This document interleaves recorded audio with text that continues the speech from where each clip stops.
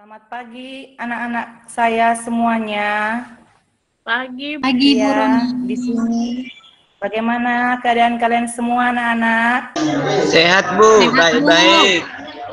Baik ya anak-anak ya. Ada yang sakit? Retna Bu, kemarin diare. Oh gitu. Maaf Bu. Baiklah. Sudah sarapan belum anak-anak?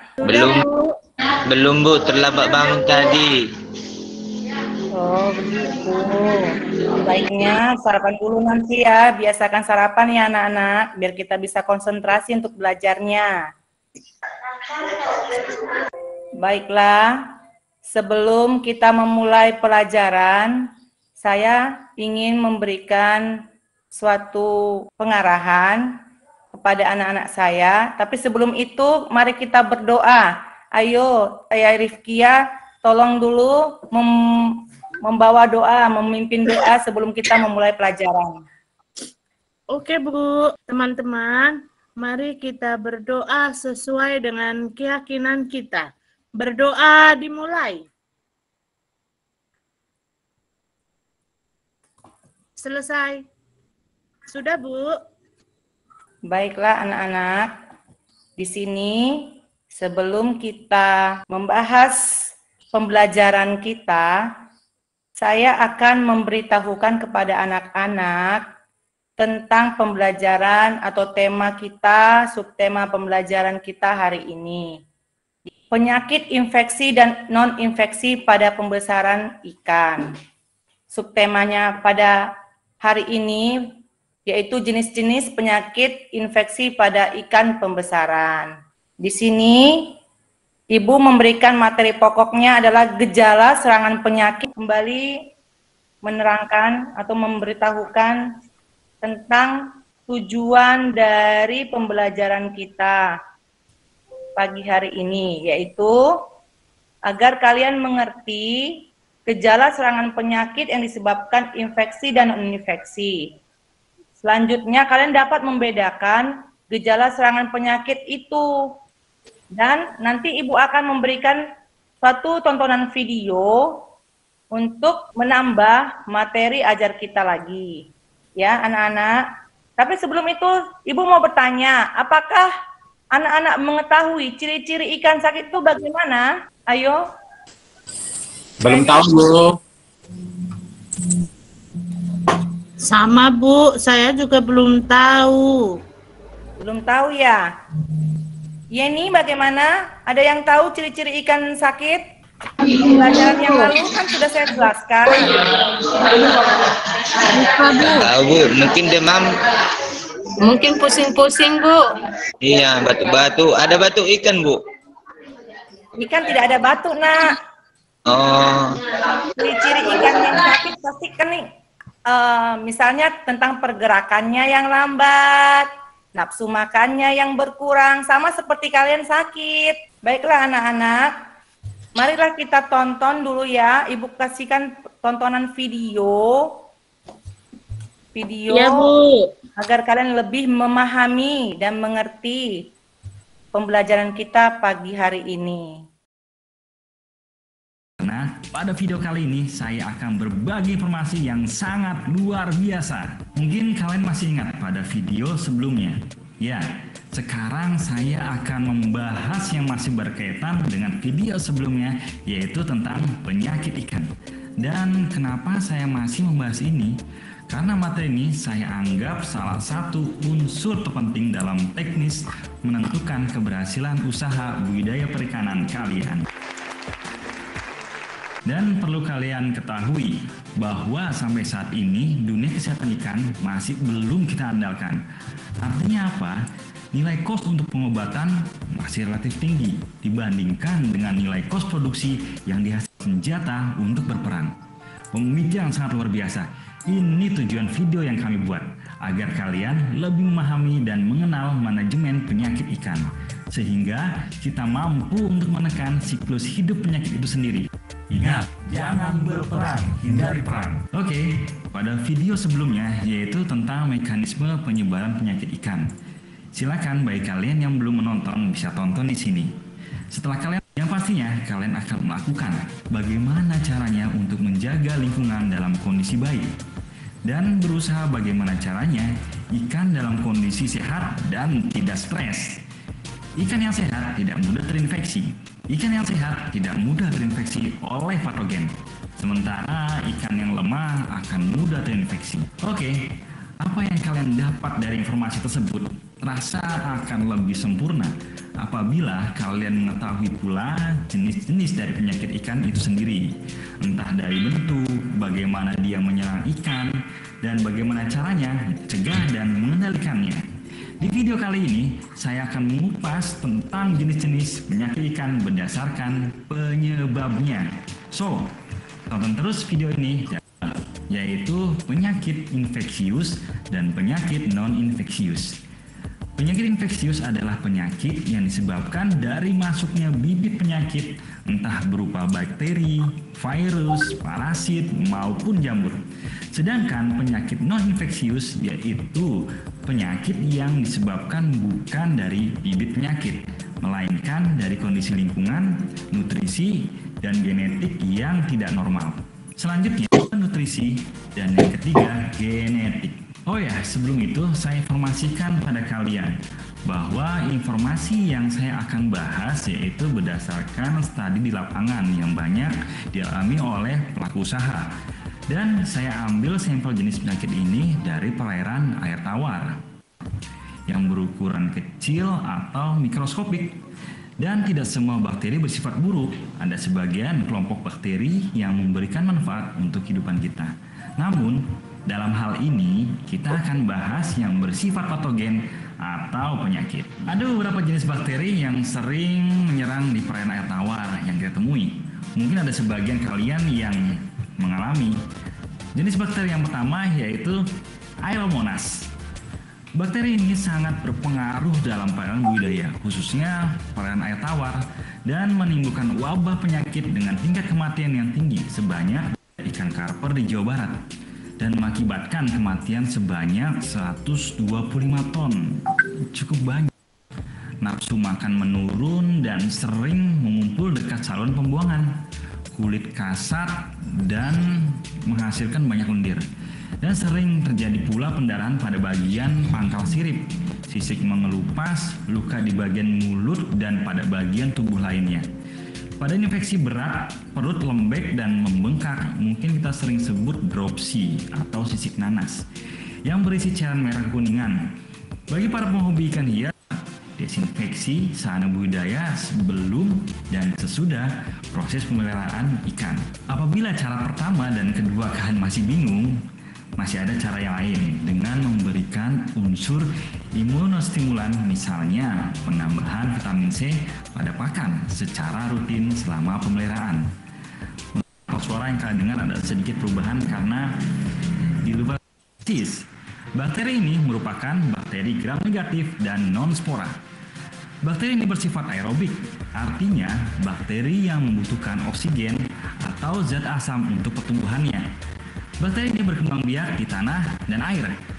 Pseudomoniasis ini merupakan agen penyakit yang sangat berbahaya, terutama pada perairan air tawar, serta dapat mengakibatkan kematian yang tinggi karena masih permukaan air yang tidak teratur dan warna isam relatif pucat serta warna tubuh berubah gelap.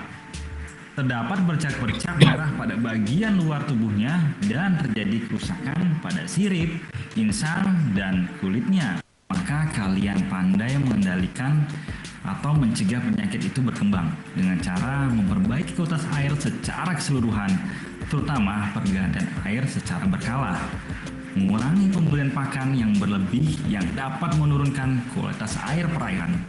Streptococcus. Bakteri ini bersifat bakteri gram positif, berbentuk bulat, oval, membentuk rantai pendek, panjang, dan berpasangan. Bulat oval, pendek panjang, maksudnya kejang atau berputar-putar serta mata menonjol. Bakteri ini berkaitan dengan kondisi stres pada ikan yang disebabkan karena kepadatan tinggi, bahan organik pada perairan tinggi, oksigen rendah, kualitas air yang buruk, dan fluktuatif suhu yang ekstrim. Adapun gejala pembekakan pada mata yang mengakibatkan pembusukan. Oke, untuk menanggulangi atau mencegah sama seperti penyakit yang lain yang disebabkan bakteri, yaitu dilakukan dengan cara pemberian vaksinasi benih dengan anti Streptococcus. Cara yang kedua, desinfeksi sarana budidaya sebelum dan selama proses pemeliharaan ikan. Adapun cara yang mudah untuk kalian, utama mengurangi kadar bahan organik larut dan meningkatkan frekuensi pergantian gurame serta terinfeksi penyakit ini. Mungkin bagi kalian yang memiliki menonjol adanya benjolan pada tubuh dan terdapat bintil-bintil berwarna putih pada daging, ginjal, hati, dan limfa. Apabila penyakit menginfeksi kulit, maka akan timbul bercak-bercak merah dan berkembangnya luka. Sirip dan ekor biasanya selalu nampak dan bervariasi antara individu ikan yang terserang. Pencegahan dan penanggulangan masih sama, yaitu dilakukan dengan cara pemberian vaksinasi benih dengan antimikrobakterium. Lalu desinfeksi sarana budidaya sebelum dan selama proses pemeliharaan ikan, atau dapat diterapkan penambahan vitamin C pada pakan. Sudah, Bu. Sudah, Bu. Ya, nanti kalau kurang jelas bisa ditonton lagi ya di rumah ya, agar dapat memahami pembelajaran selanjutnya. Baiklah anak-anak, Oke, siap, di Bu. sini kita akan masuk ke bagian kegiatan inti, yaitu nanti kita akan lebih fokus aktivitasnya di classroom. Kemarin kan Ibu sudah masukkan kode classroom, Ibu memberikan kepada kalian kode classroom Ibu. Silakan kalian melihat, mengupload. Ada di situ bahan ajar dari pembelajaran kita yaitu PPT. Ya, di situ ada juga di situ saya berikan LKPD-nya ya, lembar kerja peserta didik. Di situ. Sebelum itu saya akan membagikan kelompok kalian dulu ya. Saya akan membagikan kelompok, 2 kelompok, 1 kelompok itu masing-masing 5 orang. Di situ akan membahas atau mendiskusikan, ya, mendiskusikan tentang materi yang saya telah berikan kepada anak-anak saya melalui classroom. Silakan ya anak-anak, dilihat ya.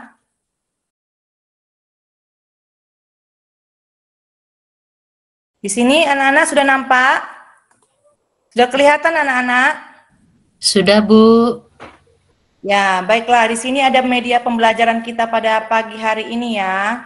Di sini Ibu sudah memberikan kompetensi dasarnya, ya, analisis pengendalian hama dan penyakit, ya, menganalisis gejala serangan penyakit. Yang kedua, saya sudah tadi memberitahukan atau memberitahukan tujuan pembelajaran kita. Selanjutnya, di sini ada sebuah pertanyaan atau suatu masalah. Coba ini kita rundingkan ya, kita diskusikan bersama-sama. Coba anak-anak lihat, ada sini ada 2 buah gambar ini, 2 buah gambar ikan lele, ya. Ada ikan lele yang sakit, ada juga ikan mas ya, di mana ada suatu penyakit yang ada di dalam tubuhnya. Di sini ada Ibu katakan di sini penyakit bintik merah pada ikan lele yang disebabkan oleh Aeromonas hydrophilia. Selanjutnya ikan mas dia terserang penyakit disebabkan oleh bakteri ya anak-anak. Di sini ada suatu masalah yang Ibu beritahukan kepada kalian. Ada masalahnya. Ayo coba kita kaji permasalahan yang ada di dalam pembelajaran kita hari ini. Raffi dan Gigi memiliki ikan peliharaan di kolam rumahnya, ya. Karena di dalam kolam itu ada banyak ikan yang sakit, ya. Melalui gejala yang kurang nafsu makan, berenang memutar-mutar. Halo, anak-anak Ibu. Iya, Bu. Ya, Bu. Ya, Bu. Jadi kita di sini diminta untuk membantu ya bagaimana caranya mengobati ataupun menangani penyakit yang ada di ikan tersebut ya. Terus jenis-jenis ikan, penyakit apa saja yang ada di ikan tersebut. Ayo, Yeni, bagaimana? Ada dapat mengetahui bagaimana ikan ini terserang penyakit bakteri atau penyakit dari jamur? Mungkin jamur, Bu, tapi nggak begitu kelihatan ini. Nggak kelihatan ya? Kalau ini? Ya, Bu, sepertinya jamur, Bu. Jamur ya? Sepertinya ada luka. Ada bintik-bintik putih ya. Bu, Iya. bintik. Ya, bagaimana? Putih. Ikannya gatal-gatal, Bu. Iya, nanti gambar tersebut kalian bisa membandingkan dan melihat. Aku sudah men-share juga di kelasnya ya, buku ajar ya, buku saku dari Kementerian Perikanan dan Kelautan. Di situ kalian bisa melihat ya bagaimana ciri-ciri ataupun gejala-gejala ikan serta gambar-gambarnya ya nak ya. Kalian pelajari ya nak. Iya, Bu. Di sini Ibu juga memberitahukan peta konsep bahan ajar kita pada hari ini, yaitu ada jenis-jenis penyakit yang disebabkan oleh infeksi. Tadi kan sudah menonton videonya kan anak-anak? Sudah, Halo? Bu. Sudah, Bu. Jenis-jenis penyakit yang disebabkan infeksi itu ada 4 ya anak-anak, yaitu parasit, bakteri, atau penyakit viral yang lainnya. Ya. Yang kedua, kita akan mempelajari gejala-gejala serangan penyakit ya anak-anak, yang disebabkan oleh cendawan, parasit, bakteri, penyakit viral ya. Kamu bisa baca nanti di situ di rumah ataupun di selesai pembelajaran ini, kalian bisa baca secara rinci bagaimana kalian bisa memahami gejala-gejala penyakit ikan yang sakit, baru cara penanganan atau pengobatan ikan yang sakit ya anak-anak. Di sini Ibu, ayo Freddy, kamu baca dulu apa yang Ibu tulis biar kita lebih memahami. Yang dari atas, Bu. Ya. Penyakit ikan merupakan salah satu faktor penyebab kegagalan usaha budidaya. Penyakit adalah suatu bentuk abnormalitas dalam struktur dan fungsi yang disebabkan oleh organisme hidup melalui tanda-tanda yang spesifik karena kegagalan fungsi-fungsi organ yang terserang. Dah, Bu. Ya, ayo Yeni. Baca lagi selanjutnya biar bisa lebih memahami. Dawan, halo. Yeni, Rizky ya. Iya, Bu. Silakan baca nak biar kita bisa memahami materinya. Penyakit ikan. Bu, mata saya tidak kelihatan, Bu. Terlalu kecil lah, Bu. Oh gitu ya nak ya. Oh begitu. Besok tolong diminta orang tuanya ya Bu, memeriksakan ya nak ya, matanya ke optik ya atau ke rumah sakit ya nak. Biar jangan terhalang pembelajaran kita ya nak untuk kemudian hari. Bu. Oke baiklah, saya akan membacakan materi kita kali ini, yaitu faktor penyebab penyakit ikan itu bisa dari kualitas benih ya. Yang kedua, kondisi lingkungan. Yang ketiga, sumber air yang terkontaminasi oleh patogen. Pengelolaan lingkungan perairan yang rendah. Ya, penyakit ikan itu terdiri dari 2 kelompok. Ya, tadi sudah kita dengarkan atau kita nonton melalui video, yaitu ada kelompok infeksius dan non infeksius. Infeksius berasal dari parasit. Ya, penyakit kelompok ini seperti bakteri yang saya akan jelaskan tadi, jamur, kapang, parasit. Sedangkan kelompok penyakit non-infeksius itu disebabkan oleh kondisi lingkungan, nutrisi yang kurang ataupun yang berlebih, genetik yang tidak normal. Gejala ikan sakit ya anak-anak, itu bisa ditunjukkan oleh hilangnya nafsu makan, tingkah laku abnormal atau tidak normal, berenangnya malas, lemah berenang atau tanpa henti ya, berenang dengan posisi kepala ke bawah, menggosok-gosokkan tubuh ya, seperti yang dibilang gatal. Kalau kita gatal pasti kita garuk-garuk atau kita gosok-gosok ya. Begitu pula dengan ikan. ya menggosok-gosokkan tubuhnya ke dinding atau bak pemeliharaan. Selalu diam di dasar kolam atau mengambang di dekat permukaan air. Tanda-tanda ikan sakit itu ada perubahan warna, kurus, dan membengkak. Perutnya membengkak ya. Terjadi pendarahan, perut menonjol, warna permukaan tubuh keputihan, rusak, banyak lendir pada insang. Kemerahan pada bagian tutup insang dan mata keputihan ya anak-anak.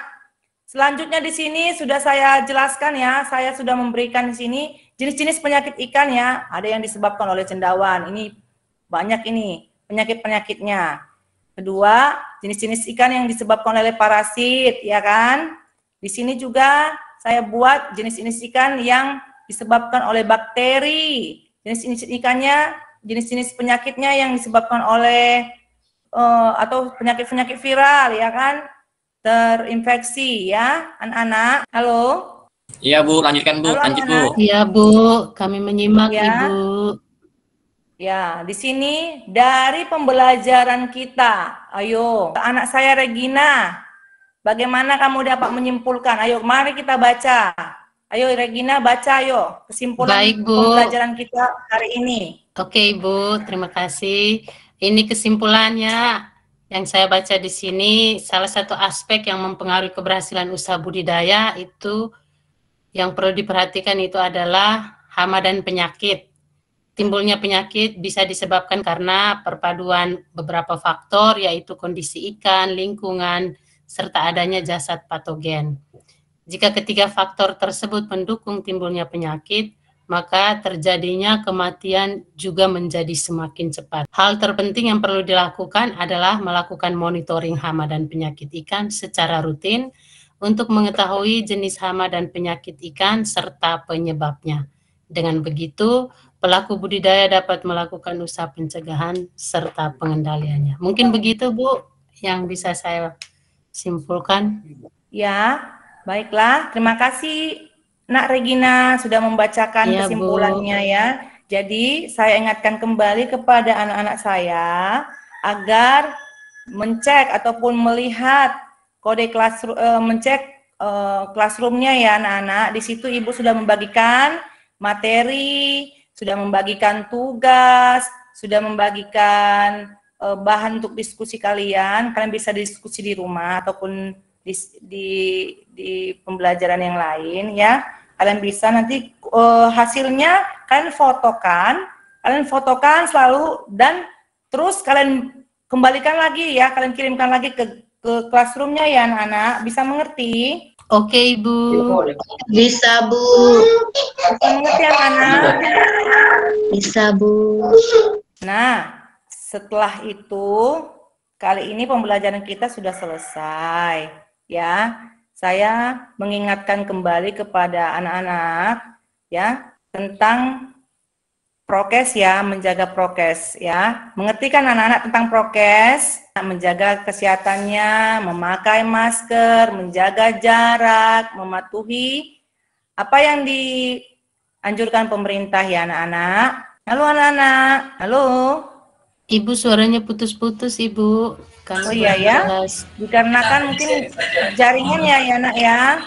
Nanti kalau jaringannya agak terputus-putus, ya nanti kita bisa mempelajarinya di rumah lagi anak-anak.